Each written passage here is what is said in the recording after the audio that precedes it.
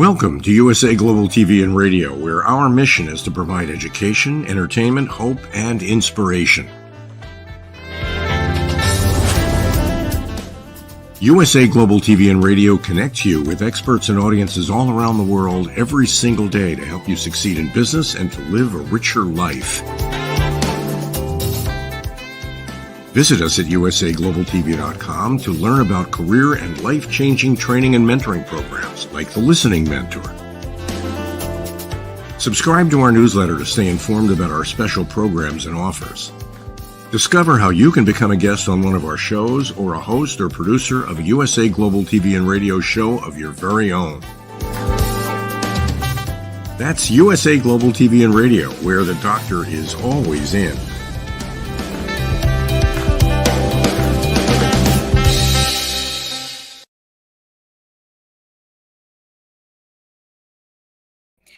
Welcome home to USA Global TV and Radio. I'm Dr. Jacalyn Kerbeck, and our show today is the United Kingdom news and culture with updates on the royal family. We're super excited to have you here. And of course, as you know, if you've been watching, I am not here by myself. I'm here with a fabulous panel of people. Let's welcome them, starting with DIANN FLOYD BOEHM. DIANN is a co-host. She's a talking head, an elevated listener, and she's an internationally world-renowned author, as well as the queen of networking. Hello. Hi, Dr. Jacalyn. Good morning. It's going to be a great show. Thank you. Absolutely. I'm super excited for this show and for the rest of our esteemed colleagues. Let's welcome Mr. Ian Pelham Turner. He is our expert correspondent and political analyst with a billion worldwide reach. Welcome to the show, sir. Good afternoon from London, and it's sunny. I can't believe it. You know that for a change. It's either the windows have been cleaned or it's brighter in the room already. All the above. Let's welcome Mr. Simon MacDonald. He's our expert correspondent. He's also fisheries consultant, television presenter, and celebrity chef. Hello. Well, hello, and from an even sunnier Scotland as well. I tell you, it's just beautiful. We have a fantastic arrangement going on here just now because it rains at night, but it's sunny during the day. Now, how's that for organization? There you go. That's perfect. Absolutely. And we want to say hello to our dear friend and team member, Helena Chard. Helena, we miss you, and we look forward to seeing you hopefully next week when we're back. So there's a lot of buzz going on in the news. I know here in the States, there's a lot of talk about the president's son, a number of other things that are going on. What's going on in your part of the world? Well, first of all, it's going to be the H&M show today. So Harry and Meghan are back in the news. Oh. So first of all, it's Harry's 37th birthday today. But according to some sources, Harry has split from Meghan for a little while, wanting to find a solace in something, and is staying in a hotel. Other correspondents are saying, no, this is not true, and that they're just as strong together as they are before. And one of the most interesting things today is that the royal family have acknowledged that it's Harry's 37th birthday, and they've put some smiling photographs of Harry up on their websites to talk about his 37th birthday.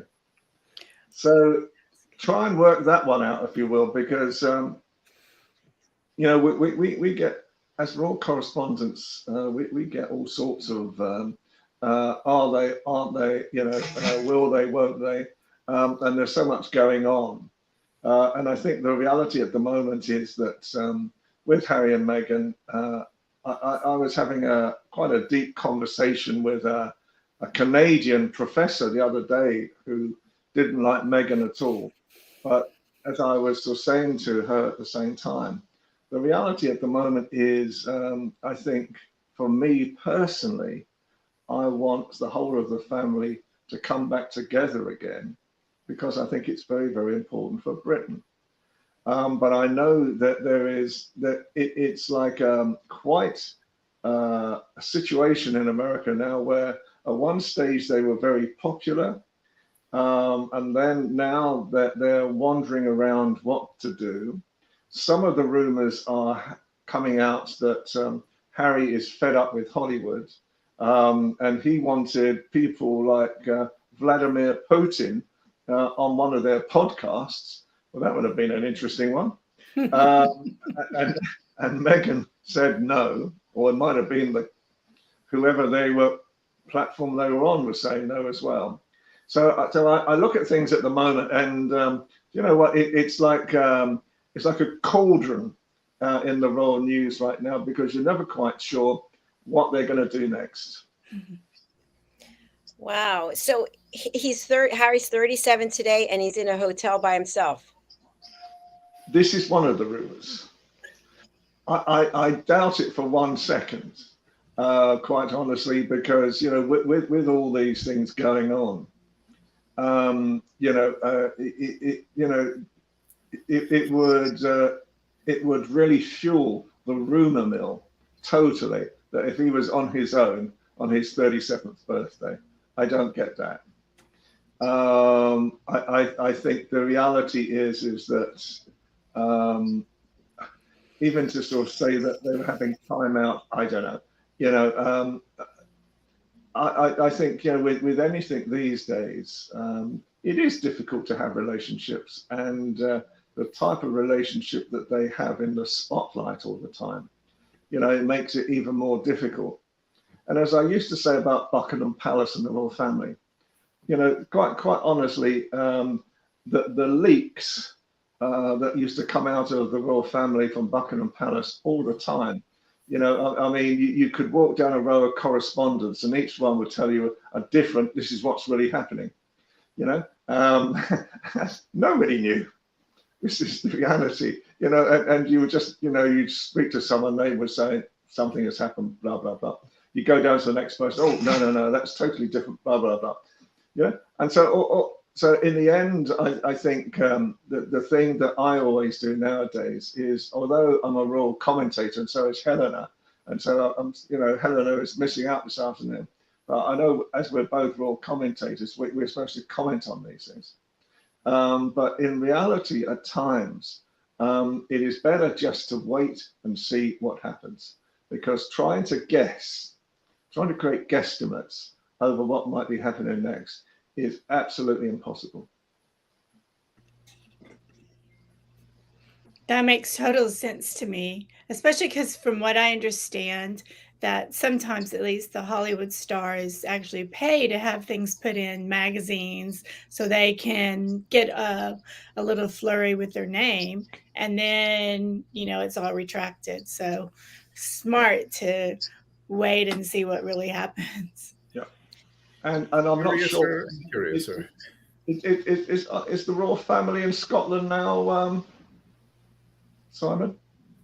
It's about time for them to come, but I believe Andrew is the one that usually comes up first. And there was a bit of a rift going on there because the king turned around and said, well, in actual fact, no, we're making more money by allowing people coming in. I think this is all part of his cutbacks and try and get the coffers filled up a little bit. But I think Andrew was not very pleased that he couldn't come for his his own stay at Balmoral earlier than the others. But yeah, Charles and Camilla are due to come imminently now. We've got the Braemar Highland Gathering in August, and that is always a great fixture on the royal calendar. So this is in Scotland just now. It's Highland Games season. I was actually at the Inverary Highland Games at Inverary Castle just the other week. It's just not far up the road from where I am, and it's one of the big Highland Games events. Absolutely fantastic day. Beautiful sunshine as well. The weatherman, who was obviously sponsored by the English Tourist Board, said it was going to rain all day, but here we were. It was absolutely glorious sunshine. So everybody had a fantastic time. The Highland Games are like no other games because we have events there called the heavies, which in the heavy events, this is tossing the caber is one of the big ones, and they have the World Championship caber tossing event at the Inverary Highland Games. Tossing the caber, it's you got to be pretty strong for this, because effectively it's like a telegraph pole. It's about 18 feet long or 20 feet long, and about that in diameter of a solid pine pole. And you pick this up to the base and you run a few steps with it, and then you toss it up in the air. And the idea is that you to get it to land on the ground and roll 180 degrees out from where you are. So phenomenal strength required, but it's always a big draw card at any Highland Games. So the Braemar gathering is really quite a phrase, jewel in the crown of Highland Games events. And Her Majesty the Queen never ever wanted to miss the Braemar gathering, and and King Charles is likewise. He absolutely loves it. It's a fantastic event. It sounds like a lot of fun. Oh, it is. I can't even imagine trying to I'd be like this, trying to lift it up this way, much less trying to throw the thing. You couldn't lift it. I mean, I couldn't lift it, not with the greatest intention. It is an incredibly heavy piece of kit. And if it's been a wet day, then of course wood absorbs water and it gets even heavier. But they have all sorts of other things, like throwing the 56-pound weight, and it's over a big high bar above you. So you toss this up, and you have to get out the way pretty quickly, because this thing comes down to land very fast.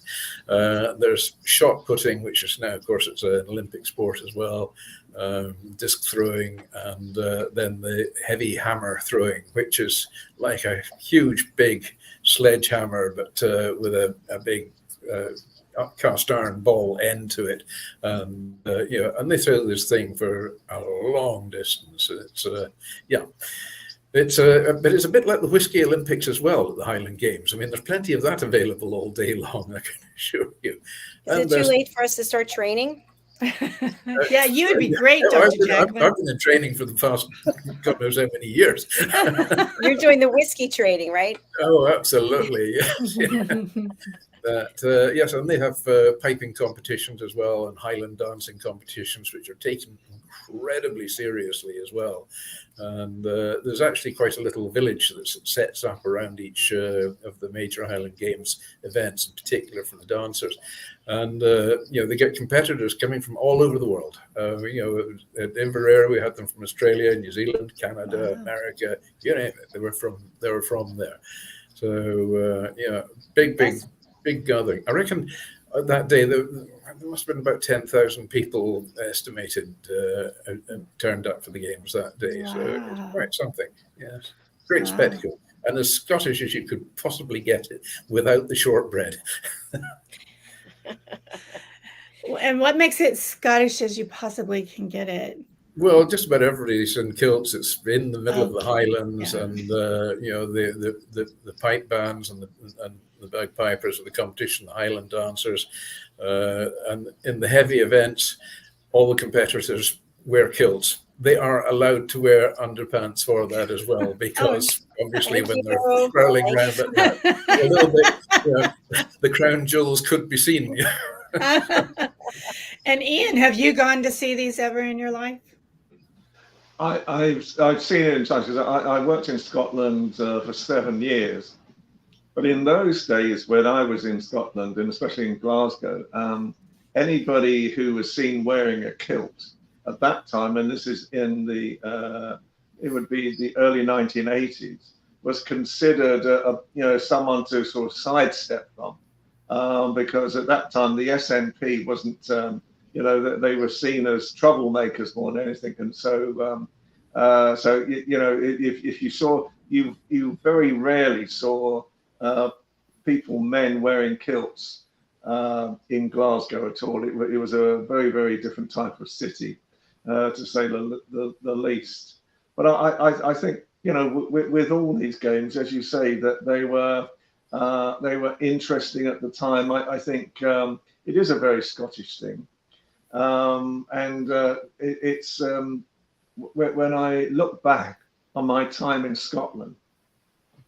sometimes I think, should I have ever moved in the first place? Because it was a great place to work.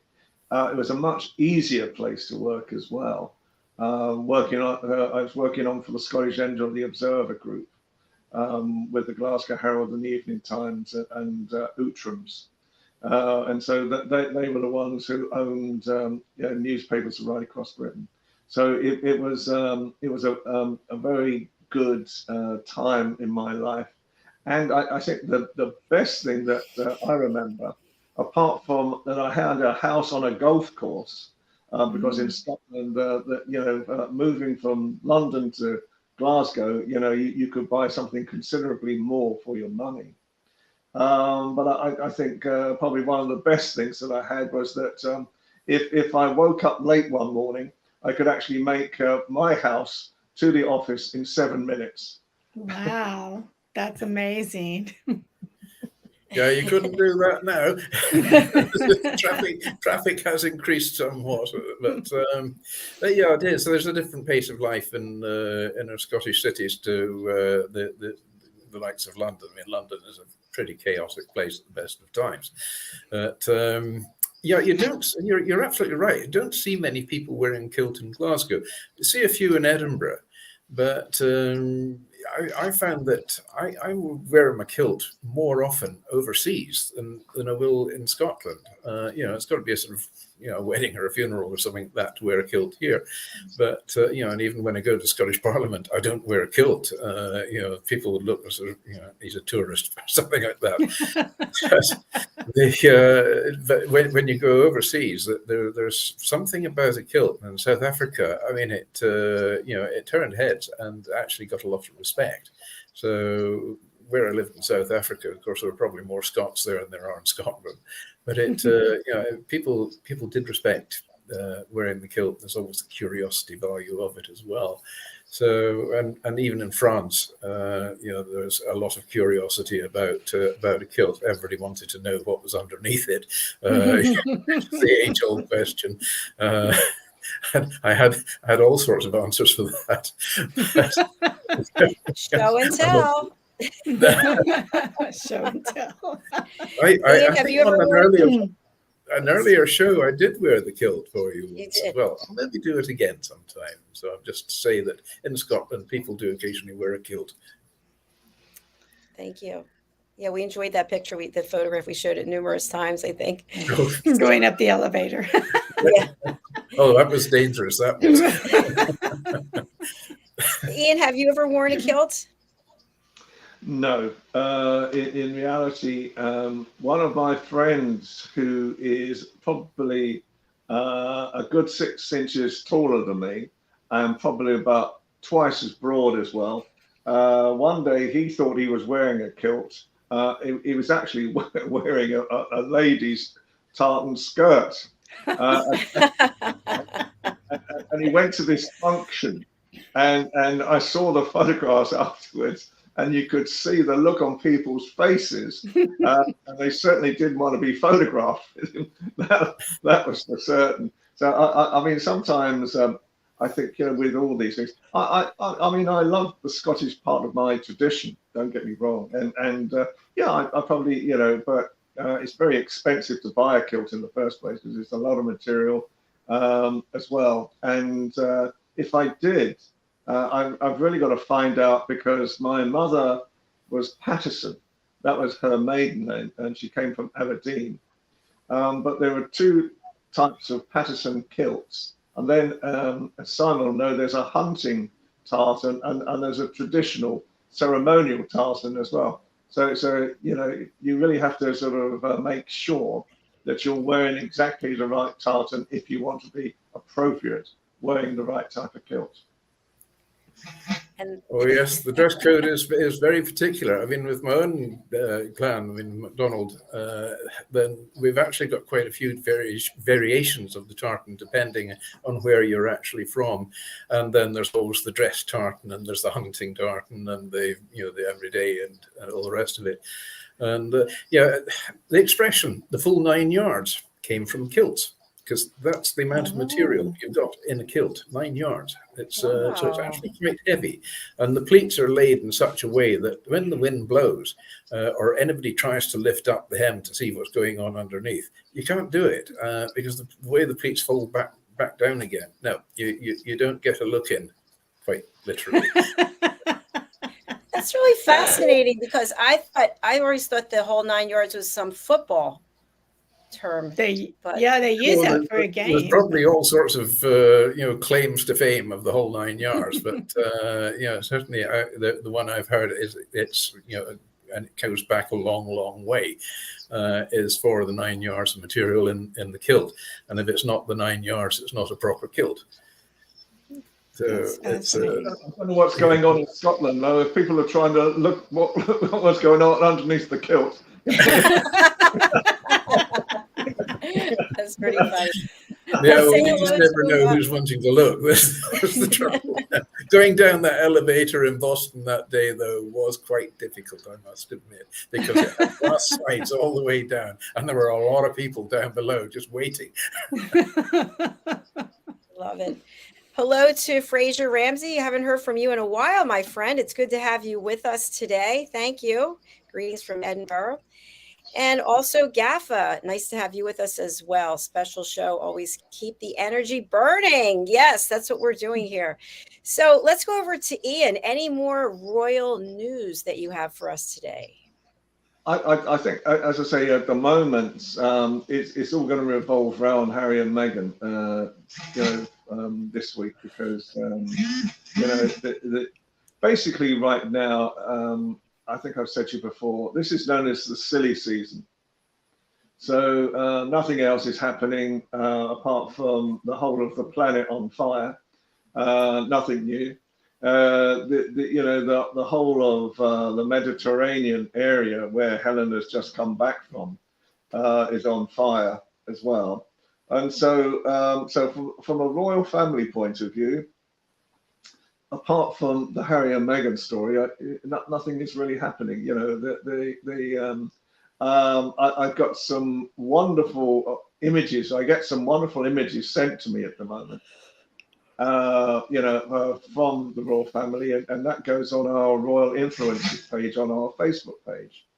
But the one that really caught my eye the other day, and I'm sure it's artificial intelligence, is AI, because I can't see Charles wearing a suit quite like it. But there was this beautiful image the other day with him wearing this canary yellow suit, Charles, and he's also drinking. God knows what he's drinking, but it's bright yellow as well. Now, I assume, I have to say, that Charles hasn't changed, hasn't gone totally trendy at the moment, and has started trying to sort of connect with the younger audience by wearing these very snappy suits. I presume so. However, at the moment, I think with King Charles and Camilla as well, they're all fighting to get their share of the publicity and to be seen in the right light. So who knows, we may be seeing very, very snappily dressed a king and queen before too long in colours that would have been exactly the same type of colours that the queen wore. So if he starts wearing, cerise suits, yellow suits, green suits, similar to the Queen, then we might see a whole new side of King Charles. My goodness. Yellow suit. I don't even know how to respond to yellow and blue for King Charles. I think the thing with artificial intelligence at the moment is that more and more imagery, I probably, because of what I do, I probably get something like about 40 or 50 royal images a day sent to me, and they come from all over the place. And the ones that I find most amusing that we're going to use on future American shows as well, and our own shows, are quite strange. And I thought, and sometimes, perhaps affection can go too far, because I was given a centre photograph the other day, and it's the back view of Charles and Camilla. Okay, and I presume that this was just a moment of connection, but Camilla has her hand on Charles's bottom, and I think, what was that? Just or something? I don't know. I mean, normally the rule of monarchy is that they don't touch each other, and you certainly don't touch the king or the queen like that at all either. There was this very famous story about the Queen when she was in Australia one time, and the Prime Minister of Australia thought this was a very good idea to sort of take her around whole groups of people, and he had his hand on her back, guiding her around, and the furore from all the royal correspondents, the commentators, the royal, avid royal followers about him actually touching the Queen was something else. And just a bit of royal protocol. Whenever you ever met the Queen, the reality was that she would put her hand out. You couldn't put your hand out. So you couldn't put your hand out to actually shake the hand of the Queen. The Queen had to put her hand out, and then you could shake her hand. And occasionally when as I think I've said to you before, when your wonderful President Trump decided to turn up late and give me a heart attack when I was on NBC one time, not turning up on time, and for me having 4 or 5 minutes of unadulterated hell as I was being told to just keep going, keep talking, and all I was getting was the front of the Queen. Or even worse, which was the hardest bit of all, was to explain to viewers in America why they were seeing the back of the Queen's head, and how I was describing how good her coiffure was. There comes times, I think in any royal times when these things happen, and at the end of the day, I think I've said to you before that Trump, when he finally turned up, and there was a guard of honor, and that's all I was supposed to be talking about. It was supposed to be a 2-minute Queen and Trump going down a guard of honor. That was it. That was my 2 minutes of fame on NBC. And basically, Trump turned around, left the Queen on the plinth, and walked down the guard of honor by himself. And the Queen had to come running around the side of him to catch up with him. And at 93 years of age, I said, the Queen is still able to do the soft shoe shuffle when she meets a president who doesn't understand protocol. So with protocol at the moment, is becoming much more important again, I think, with the royal family. I think the thing that I'm noticing more and more right now is Kate especially is hugging people more. Now, whether this is down to Charles hugging trees, and so she's hugging people, I don't. But the reality is that she's starting to hug a lot more people, and this could be a competition, dare I say it, against Meghan, who hugs everyone. She's a big hugger, is Meghan. I can see by the sound of it. So protocol is changing right now, and the whole royal family is changing at the same time. So it's one of these times when you never quite know what the royal family are going to do next now. And as I say, I just, I swear to goodness that if I ever saw Charles in a canary yellow suit, I would have think, that's it, packed my bags and I'm off into the wild blue yonder, because to try and explain that to a global audience would be a nightmare. That would be. Cutting edge fashion, I guess. Absolutely. At least, he is known to, when he's in Scotland, he tends to wear a kilt almost all the time. and he actually carries it well. It's not everybody that can get away with wearing the kilt. I remember once, somebody shouting when they saw me in a kilt and said, "Oh, last time I saw a pair of legs like that, they were standing in a nest." Almost cured me of ever wearing it again. That's funny. King Charles definitely, he can carry off the kilt very well. So, and there are those, as I say, who just really shouldn't even consider it. What is the proper attire to wear with the kilt? Do you wear knee-high socks? Yes, and you have on the side of them the flashes, and in the top of the sock you've got your ski and do.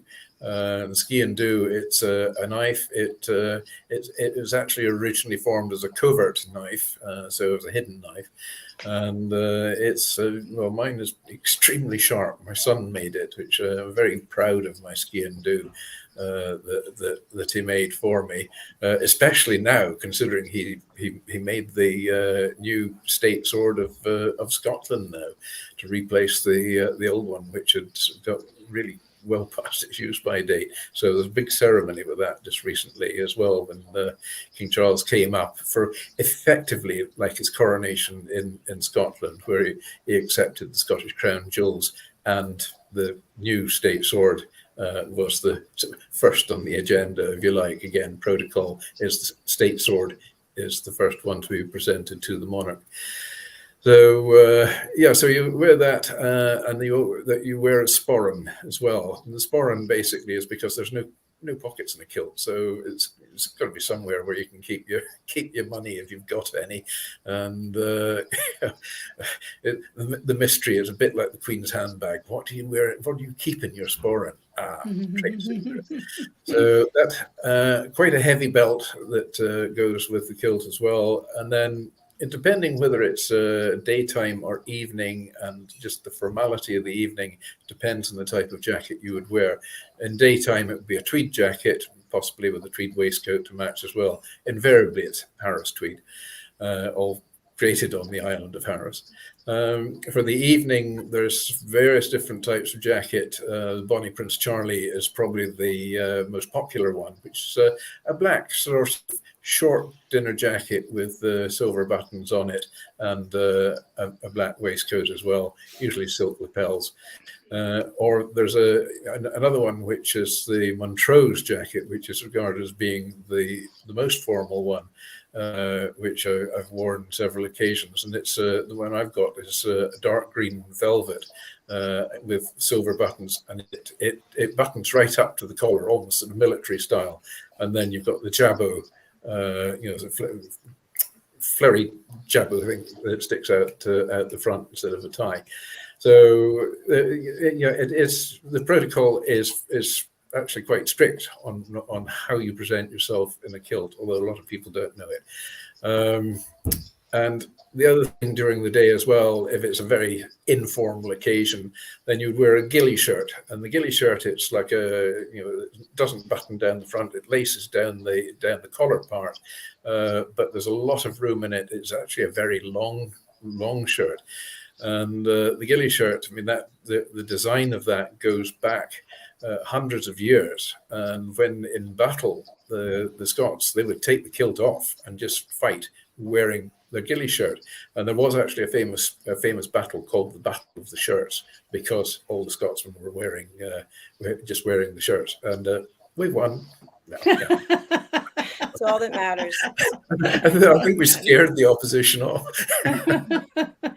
They think, my God, they've only got the shirts on now. What happens if they take those off? Oh my goodness gracious! I have to say something about it. Do you know what? It's something, I don't know what Simon thinks about this as well. When I was young, many moons ago now, sounds like a cowboy movie. The reality were that shirt tails would probably reach down to your knees. Shirts were made longer. And then most recently now, I find most of the time that the shirts I wear these days are way above, where they were before. They're much shorter. Now, I want to put a plea out to shirt makers to start making longer shirts again. So if I can put that out on American TV, who knows that there might be someone out there who actually does make longer shirts, because I am fed up buying shirts these days and they just about cover, dare I say it, the nether regions, you know, you know, what has happened to the shirts that we used to wear when we were young? I agree with you. I wonder where you buy your shirts from. I mean, I wear a lot of Brooke Taverner and Peter Christian and Rydell shirts, and they have got long tails, very comfortable, particularly in the winter, because I'm fairly long in the body, and so I agree with you, Ian. The shorter cut shirts are just a nightmare, because you move and suddenly this thing's up around your chest, and you think, and it gets a bit chilly. So the shirts which I have, I mean, this one here is again, it's quite a long shirt. So you want to show us? Would you like to stand up and here we go. Yeah, okay. Oh, he's gonna do it. That's about as far as that's it. So we can't even see anything. No, we didn't see anything. Darn. We didn't see anything. All right. They do make shirts, and I believe it's a British company, though. That's the new dress shirt where it's short in the front and it tucks in the back. And I'm just like, please don't do that. A nice dress shirt. Yeah. Have y'all tried those shirts out? I mean, very shortly, we're putting together a new project at the moment. And so I've got a team of researchers who work with me now. And I sent them down Jermyn Street in London. And Jermyn Street in London is the place where royal appointment, suits for men and shirts, shoes, you name it, anything to do with male attire at a very, very high level is made. And it's where, the royal family go for their different shoes, shirts, tie, couplings, whatever it might be. So I'm gonna find out whether or not I have to be very careful about the bawbees in my own sporran. I don't have the richness of salmon every night of the week, and I wonder how much these shirts cost that that might reach down to my knees. So who knows? What you ought to do with Jermyn Street to get a few. Well, that'll be a fun show to watch. Yeah, I'm looking forward to that. Yeah, but no, I mean, I like the shirts I wear. They are the longer ones, and quality is a thing that should last. So it's worth spending that little bit more just to get the extra wear out of it and longevity out of it. So that's what I tend to go for. If I can. This jacket, I mean, this is a lovely jacket, but I got this in South Africa. It's very lightweight because it's a lovely sunny day today. So this is why I've got this jacket on. There's a beautiful silk lining in it as well. So I like this one on a hot day. It's nice jacket to wear. I like all the personal details we're getting on this episode, Diane, don't you? Oh, yes. And it's reminding me about, even in women's fashion, like Chanel, and Dr. Jacalyn, you've said it over and over, with the quality of clothes that you purchase. It's better to buy something of a really good quality because it's long lasting. And it's also designed in such a way that the fashion doesn't go out. It's classic. And I really like that. Yeah, I do too. Actually, on a show later today, we're interviewing the Vintage Contessa, and all about sustainability and giving new life to something that you already have, and then maybe you acquiring something somebody else already had. There we are. You got the two vintage presenters at the foot of the screen just now. On the royal side of the pond. I want to go back to what Ian was talking about, if we can have just one more second, Dr. Jacalyn. A protocol to me is so important. And sometimes here in the States, we've let protocol slip. For example, most sports team was invited to go to the White House, but the coach did not read how to dress appropriately. So the kids all came with open-toed shoes and wore shorts, they, instead of their Sunday best. And so they weren't able to meet the president and so forth until they went home and changed. But then they had to actually go shopping because they didn't, they didn't have any of those clothes with them.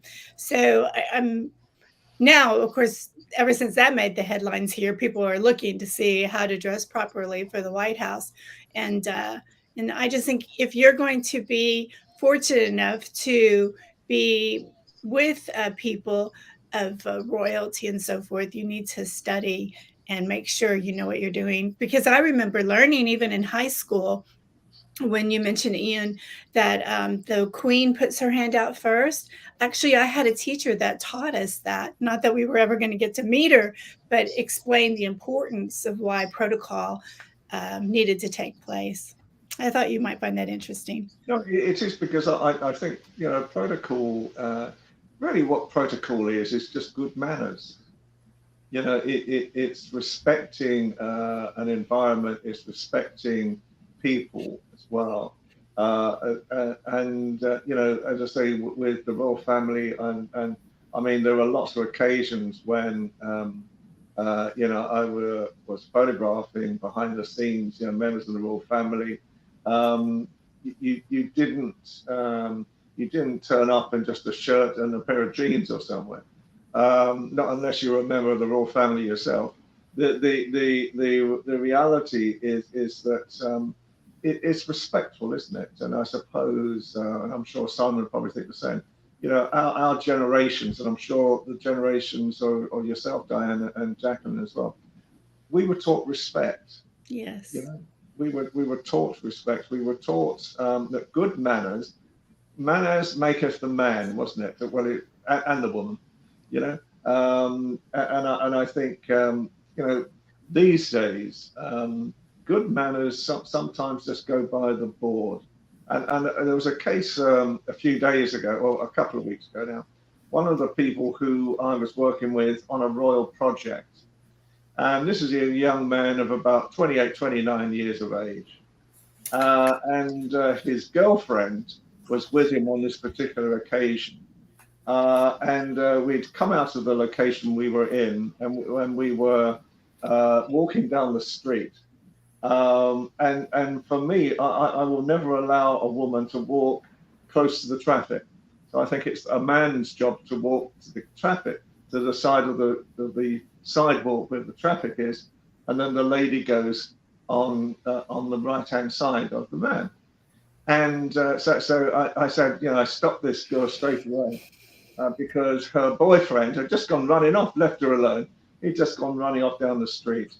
I turned to her and I said, look, I'm really sorry, I don't feel comfortable. You have to walk on the right-hand side.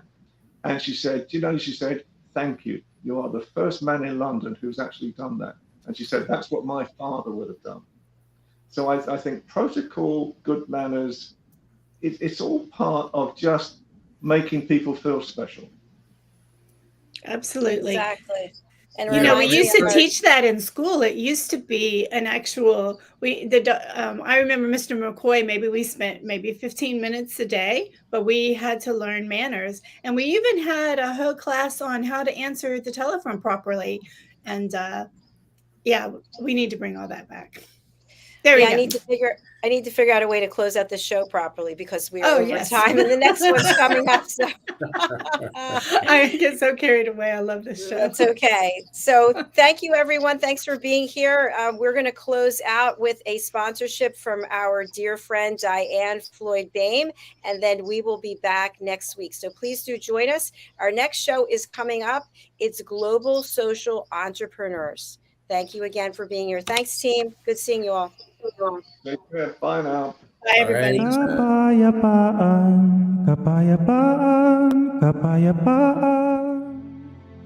DIANN FLOYD BOEHM's A Song of Peace tells the story of a young lad named Tommy whose fervent wish for peace on earth touches the hearts of his friends and family, spreads to his community, and eventually unites the whole world around making his dream of peace a reality for everyone.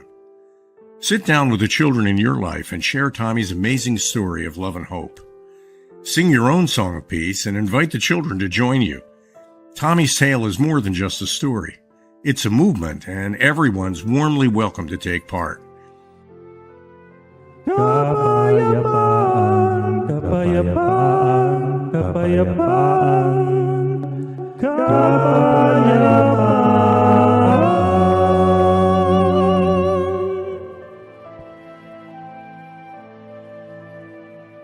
You'll find A Song of Peace, along with many other wonderful learning and enriching opportunities for children of all ages, at DIANNFLOYDBOEHM.com.